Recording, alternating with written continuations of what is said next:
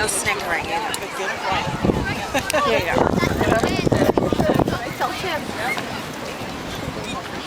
Okay, so our international visa requirements, racist. This is what my speech is about. Later on, every other day. If you've ever traveled to another country and have had to stay or wanted to stay for a long period of time, you may know that you need a visa to go there, but not everyone needs a visa.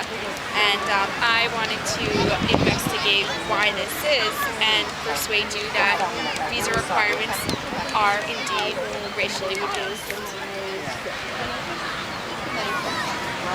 So, first, what is a visa? A visa is not the credit card, it is a piece of paper that goes affixed in your passport. Visas have entry regulations.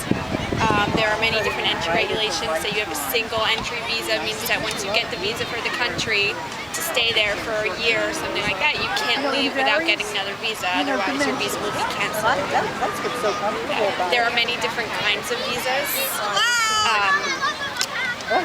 There are, say, work visas, tourist visas, journalism visas, work, Demora, residence, retirement. You started without me? Yeah. Now she has to start over. You have to start over again. I waited all day for this. Do you have to start over? No. 12 months out of the year. Okay. Wait, Americans need visas for select countries, but not for most countries. We need a visa to enter Russia, but why? That doesn't really make any sense. And then the punishment for staying over your visa, they're pretty severe. If you stay over a visa, you get banned from that country for 10 years. You'll be deported, and then you may or may not spend time in jail and then have heavy fines. My arm is getting tired. Okay. Don't visas seem hypocritical? So visas send the wrong message. So today we hear a lot about equality and the world's getting smaller. We have the internet and everyone can talk to each other all over the world. And I think every day we're realizing more and more that we're just like each other. And then we have a new president, and that whole shtick was change and hope, and so it brought validity to an old message that everyone's made equal. But these visa requirements, I think, send the wrong message. That it reminds us that people actually aren't equal, and that if you come from a certain country, you can't go here, and vice versa. And it doesn't make a lot of sense. So, for instance, we have a wet foot, dry foot policy for Cubans. So if a Cuban gets on a boat and comes here, once they land in the United States, they're safe. They can stay here, they can reside here for a year, and then apply for a green card and then live here. But if Haitians come here, they will be sent back almost immediately or upon being caught. And they're actually in a worse economic and political condition than Cubans are. And the same goes for Mexicans. If Mexicans are caught here without proper documentation, they'll be deported as well. He's only 3. See, my oldest, she's got Here's an example of what I'm talking about. This is from the Canadian government's website that lists of people who don't need visas simply to enter Canada, and people who don't need visas for Canada. So if you can see on list, these are the countries who do need, and these are some of the countries who don't. If you look at these countries, the ones who do need, there are a lot of non-white people. Bahrain, Bangladesh, Belize, Benin, Bhutan, Bolivia, Burkina Faso, Burundi, Cambodia, Cape Verde, African Republic, Chad, Chile. You kind of get the idea. And then we have a few highlighted ones that are kind of the outliers, but I'll explain what's going on with them. Then we have other nations who don't need a visa. So those are Andorra, Antigua, Australia, Austria, Denmark, Estonia, Finland. These are all European countries.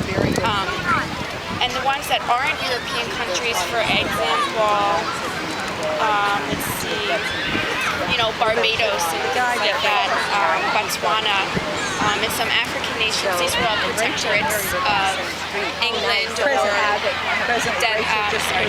Netherlands and other colonizing European nations. So these were all once colonies and protectorates of those countries. Or then if you look at some highlighted names, like Cyprus, for example. Cyprus is half Turkish and half Greek. People from Turkey need visas to go to Canada, but people from Cyprus don't. And that's because Cyprus has one of the highest GDPs in the world and one of the most advanced economies. And it's been said recently in an article, an economic article this year, that Cyprus will be the only economy to advance in 2009. Israel, we know, is a small country, but they have a decent amount of money as well. And over here it says Israel national passport holders only. That means people who live in territories such as Gaza and the Golan Heights, they're not Israeli passport holders, therefore they can't enter Canada without a visa. But those are mainly Arab people who don't hold Israeli passports because they don't qualify for citizenship in Israel. So if you look at these countries who do need a visa, you see Bosnia, Brazil, Bulgaria. Brazil is a 50% African nation of African descent. Bulgaria as well has a lot of gypsies, as well as Bosnia, which is a Muslim nation. And then Belarus on the U.S. government website has a history of bad human rights record. But if that's so, then Israel shouldn't need a visa to go to Canada because Israel has a poor human rights record as well. So that's why it is biased towards poor, against poor people. I also highlighted the Czech Republic because the Czech Republic was allowed to go to Canada without a visa until Canada's asylum cases nearly tripled because of all the Czech Republic's gypsy population, which claim asylum and refugee status, and then all of a sudden Czech Republic needs visa to enter Canada.